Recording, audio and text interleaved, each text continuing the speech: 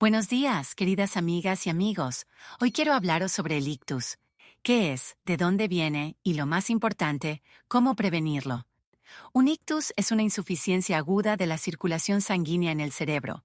Como sabéis, nuestro cerebro, igual que cualquier otro órgano, necesita recibir suficiente sangre. La sangre transporta oxígeno, la sustancia más esencial para el funcionamiento de todo el cuerpo, y especialmente del cerebro. Sin comida podemos vivir varios meses, sin agua unas semanas, pero sin oxígeno, apenas unos minutos. El cerebro es el órgano principal de nuestro cuerpo, el que dirige y coordina todas sus funciones. Está diseñado de tal manera que necesita más oxígeno que cualquier otro órgano. Aunque pesa menos de 2 kilos, en promedio 1,7-1,8 kg, consume alrededor del 25% de todo el oxígeno que entra en el organismo. Imaginadlo, una persona de 80 kilos tiene un cerebro de menos de 2, y aún así utiliza una cuarta parte de todo el oxígeno disponible. El oxígeno llega a los órganos a través de la sangre, que fluye por los vasos sanguíneos.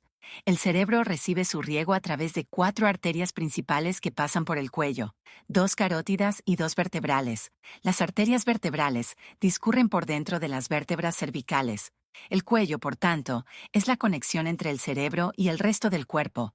Como el cuello es muy móvil, giramos y movemos la cabeza constantemente. Sus músculos trabajan todo el tiempo. Y precisamente en esta zona, en la parte cervical, es donde a menudo se comprimen los vasos sanguíneos, lo que provoca una reducción del flujo de sangre hacia el cerebro. Así aparece la insuficiencia cerebral crónica y en su forma aguda, el ictus o accidente cerebrovascular. En todas estas situaciones, los músculos del cuello presionan las arterias que llevan sangre al cerebro. La medicina tradicional tiende a recetar vasodilatadores, fármacos que supuestamente mejoran la circulación cerebral. Pero siendo sincera, esto no es más que un mito médico. ¿Por qué? Porque los trastornos del flujo sanguíneo cerebral se producen solo por 2 causas principales. 1. El espasmo de los vasos sanguíneos. 2. La compresión mecánica de los vasos. El primer caso, el espasmo, ocurre cuando estamos nerviosas o estresadas. El sistema nervioso simpático provoca entonces un estrechamiento de los vasos, reduciendo la cantidad de sangre que llega al cerebro. Afortunadamente, es un fenómeno temporal. Cuando nos calmamos, los vasos vuelven a dilatarse. El segundo caso, la compresión mecánica de los vasos, es mucho más peligroso y frecuente. Por ejemplo, un vaso puede pasar entre las vértebras, y si los músculos del cuello están constantemente tensos, estos presionan las vértebras, que a su vez comprimen el vaso. Y recordemos que las arterias vertebrales atraviesan las vértebras, y que las vértebras se mueven gracias a los músculos. Cuando los músculos cervicales están sobrecargados o rígidos, comprimen las arterias vertebrales y carótidas, limitando el flujo sanguíneo hacia el cerebro.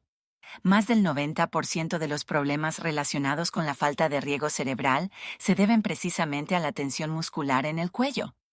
¿Qué ocurre entonces? Se produce una compresión de las arterias que alimentan el cerebro. Ese es el mecanismo principal del ictus y de la insuficiencia cerebral crónica.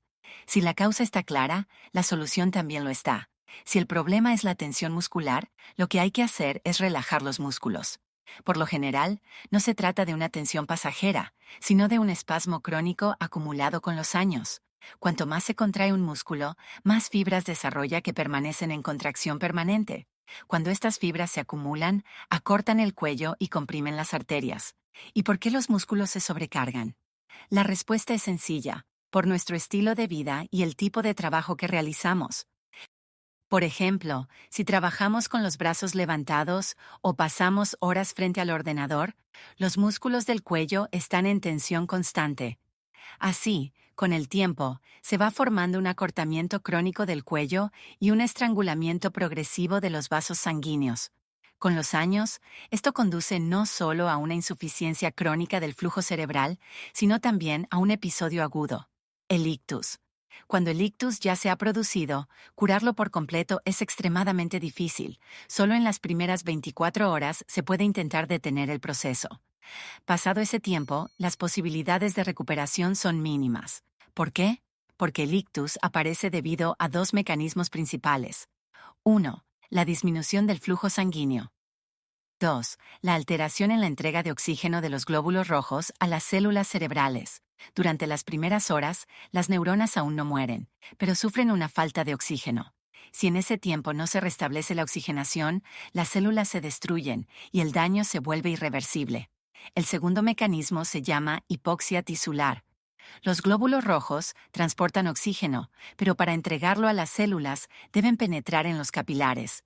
El diámetro del capilar es menor que el del glóbulo rojo, por lo que éste debe deformarse ligeramente para poder pasar y liberar el oxígeno.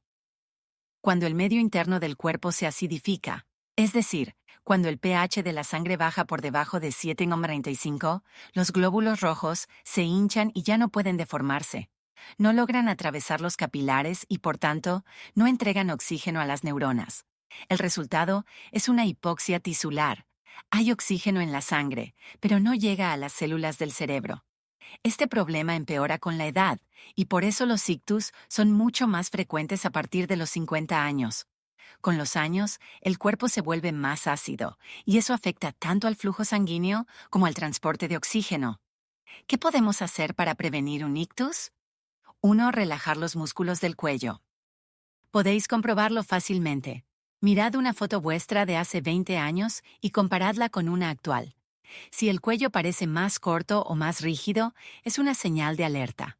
Haced estiramientos cervicales, tanto laterales como posteriores. Realizadlos unas 10 veces al día, durante 2 minutos en cada dirección, aproximadamente 1 hora en total. Solo la constancia da resultados. 2. Restaurar el equilibrio ácido-base del organismo. El segundo factor de riesgo es la acidificación interna, así que es importante mantener la alcalinidad natural del cuerpo. Bebed suficiente agua, consumid verduras frescas, respirad profundamente y controlad el estrés. Y así, queridas amigas y amigos, ya sabéis qué es el ictus y cómo podéis prevenirlo de manera natural y consciente. Si este vídeo os ha resultado útil, dadle un me gusta para que llegue a más personas y suscribíos al canal. Varias veces por semana comparto métodos sencillos de autocuidado y recuperación de la salud.